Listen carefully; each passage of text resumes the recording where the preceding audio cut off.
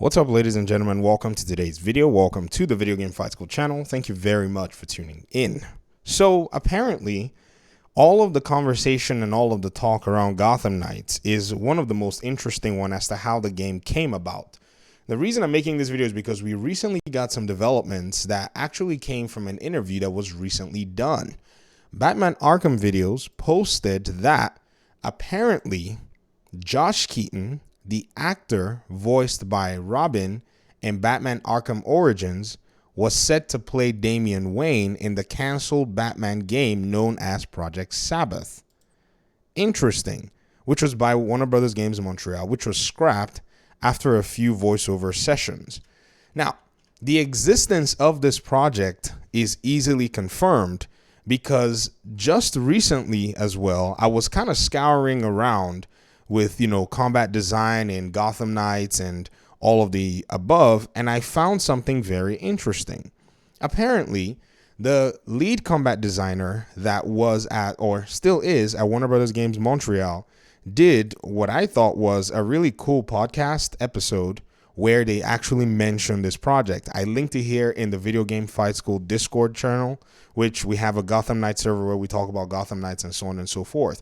If you want to go ahead and, you want to take a look at the conversations, hit the link in the description. And here is the 1 hour, 24-minute episode where they talk about everything from how this gentleman, who is the combat designer, Nicolas Montier Laboisiere, that's his name.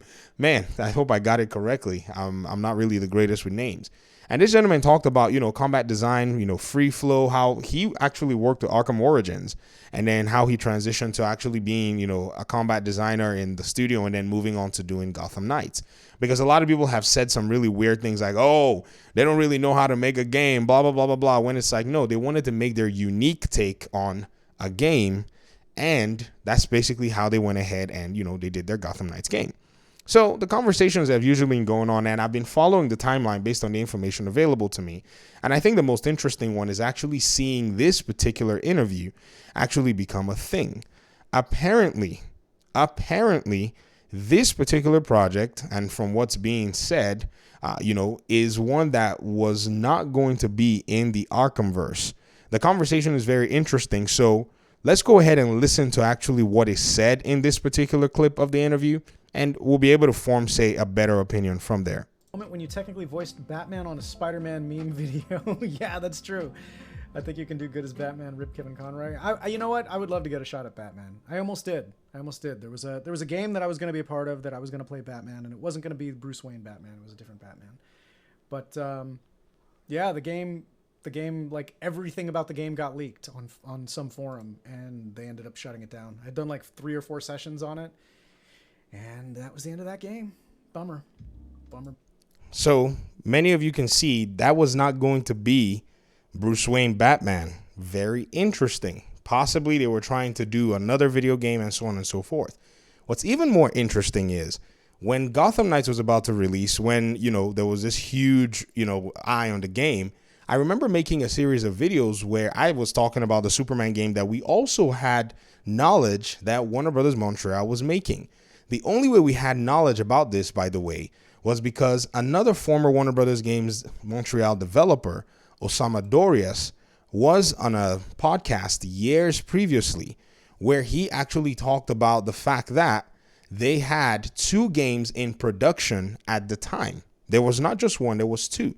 Now, I think the first one was Sabbath, and I think the other one was a Superman game, but he didn't say Superman. That was the difference. He said another DC character who is his favorite DC character.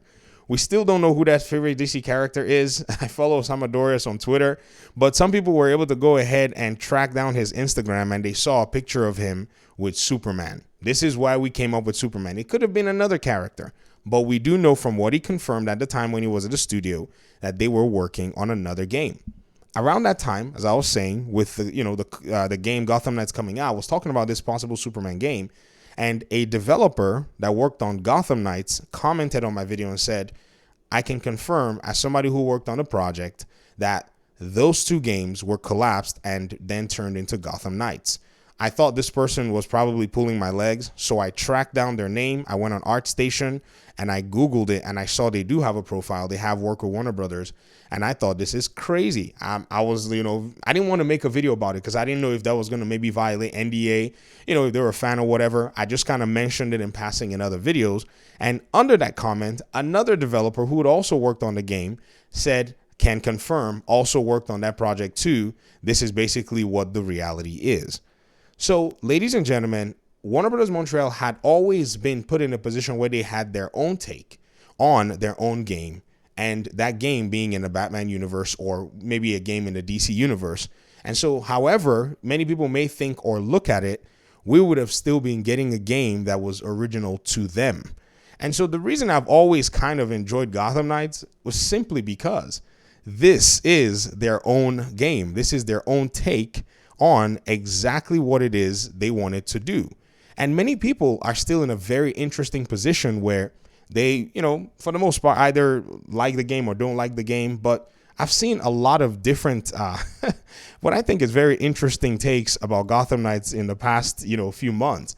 I even remember somebody was citing some reviewer that I went to watch their video, found out that they misrepresented the game, and their review is a wash. It needs to be taken down, really, because they made some fundamental assumptions and errors, and somebody even tried to justify it and said, well, maybe because they didn't like the game, they thought that maybe they could just go ahead and be like, well, I'm not going to bother even learning the systems of the game. If you think I'm making it up, here's the comment. This person said, honestly, to the video where I was actually talking about how multiple reviewers lied about the game. They basically mischaracterized a huge chunk of the game, by the way.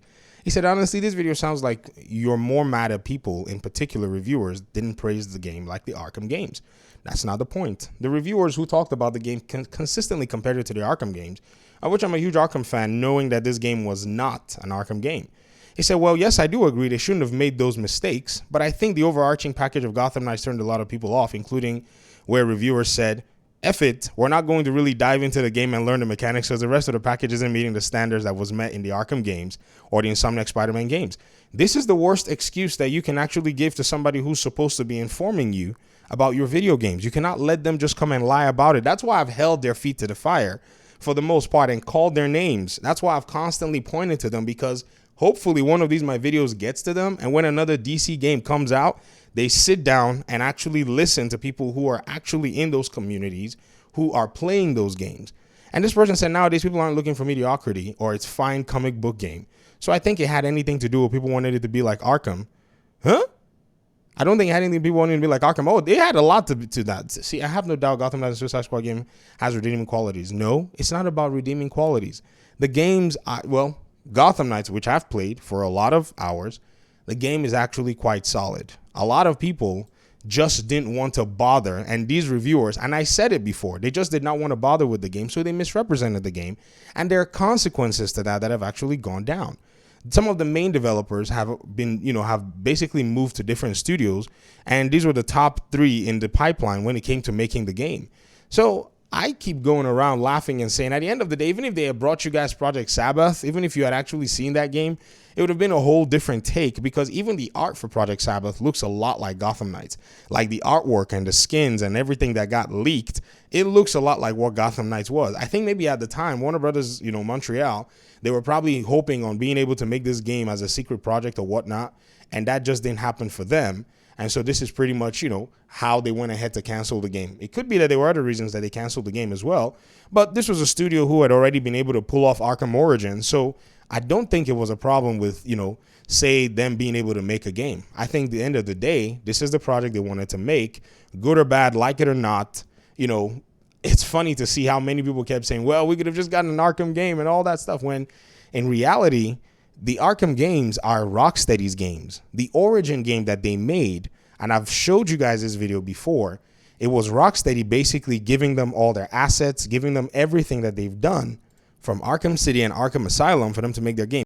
In fact, on this podcast that I just cited to you guys, that's linked here on my Discord server, in the Gotham Knights channel, the lead combat designer at the time mentioned that Rocksteady just basically gave them a branch of Arkham City. If you guys are into development stuff, you know what that means. Even if you're not in development stuff, it's basically just, whatever repository they were using or source control, Rocksteady just basically said, hey, here you guys go. Take a branch of this, which has basically all our game files that's already working. And they took it from there and they just went along with it.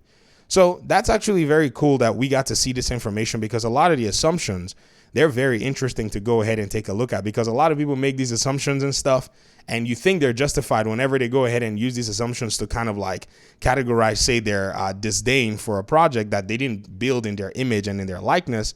And they say, well, we could have gotten this or we could have done that, when in reality, no, it had nothing to do with you getting anything. It just had something to do with whatever it is the studio was willing or capable of making at the time.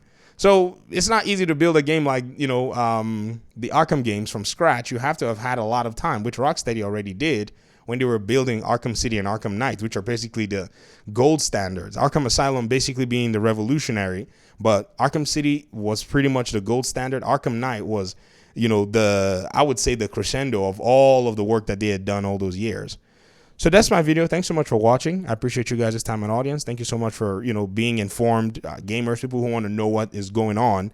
And please don't be like these folk that are constantly defending bad practices in this so-called overly, hyped review world, where all these people can't be bothered to actually play the games that they want to review. And they have big audiences that they're pretty much deceiving. That's what it is. It's deceit at this, at this junction. All right. Talk to you all in another video. Thanks so much. Peace out.